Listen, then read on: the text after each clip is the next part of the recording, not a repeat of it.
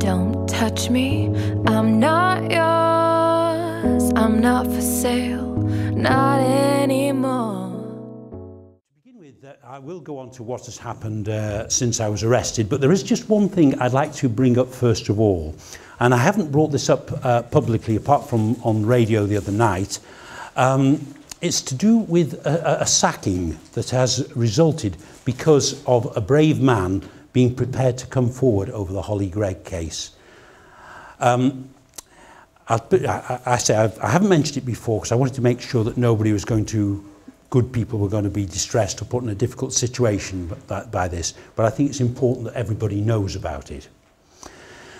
Now, when we started the campaign, one organisation that we got wonderful support for was the Down Syndrome Association.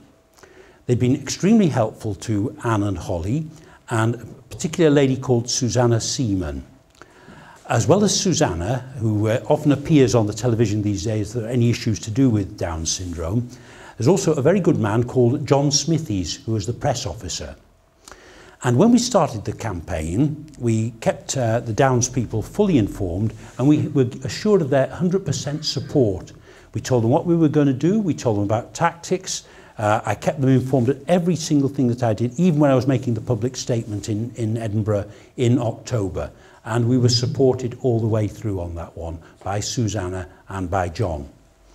And they told us that they wanted to make this a test case because they knew of so many people who had Down syndrome and other learning disabilities who were being ruthlessly abused and exploited by sexual predators because, of course, they assumed that they wouldn't provide good witnesses who could testify against them.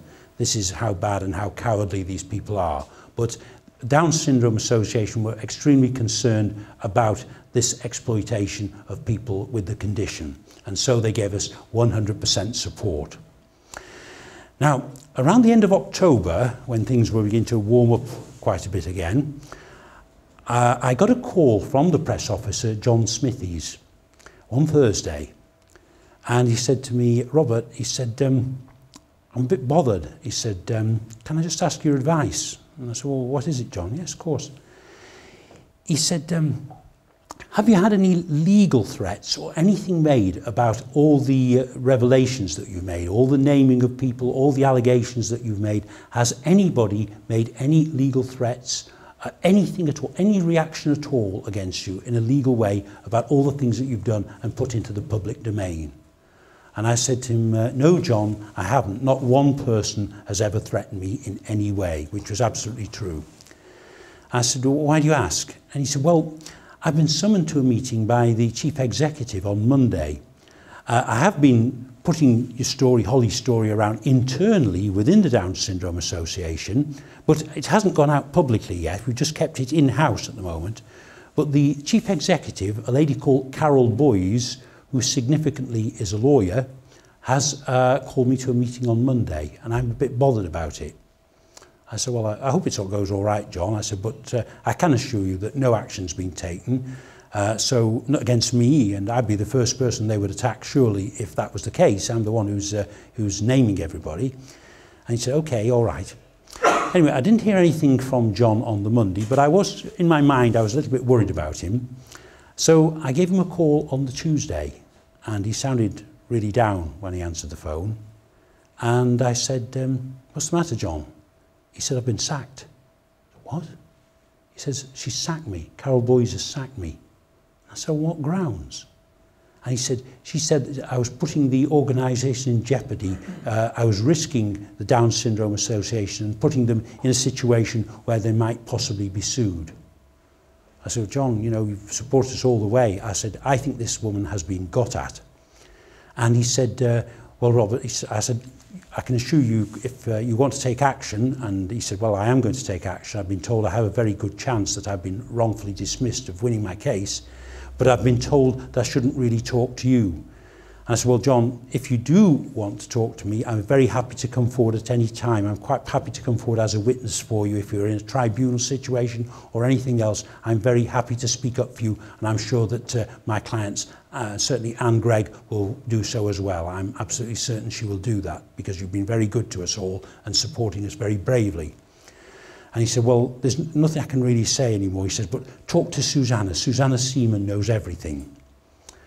Anyway, we tried to talk to Susanna, but Susanna, who's a lovely lady, wouldn't take my calls and wouldn't take Anne's calls.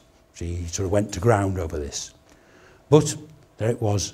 John Smithies, brave man, who's prepared to stick his neck out and support us, got the sack from the Down Syndrome Association, from the chief executive, Carol Boyes, an organisation that gets a great deal of money in from the government and from charities and is supposed to protect people who have the Down syndrome condition. Carol Boyes has betrayed those people, in my opinion, and she should be dismissed. I approached Carol Boyes and I asked for an explanation. She ignored me for quite some time. She wouldn't take my calls. Eventually, I got an email from one of her assistants saying that it was nothing to do with me and she wasn't going to discuss the case with me in any shape or form. And I said, well, it'll be my prerogative to name you some way down the line for what you've done against a very good and brave man. And I'm going to do it sometime if he doesn't get his job back.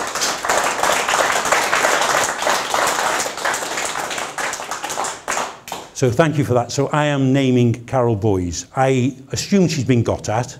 She's a lawyer and hence subject to all the usual blackmail and situation that we know about that lawyers can be faced with if they try to rock the boat or try to take on the establishment, whether it's in Scotland or England or anywhere else. Obviously, it did disturb me. This is the Down Syndrome Association in England. They're based in Teddington in Middlesex. And it shows how long the tentacles of these people are. They can reach over from Scotland. It's the first time I've come across it to England to cause such a situation to occur. But it is really an awful situation, and I really, really do think that it needs sorting out. I don't know who lent on Carol Boyes. She won't say whether it came from Scotland or whether it came from the board who appoint her, whether it's someone from whatever organisation has put pressure on her. But there certainly was a complete change of attitude by the Down Syndrome Association. And I believe that they are very, very seriously letting down the people who they claimed they were helping to support in order to expose the abuse.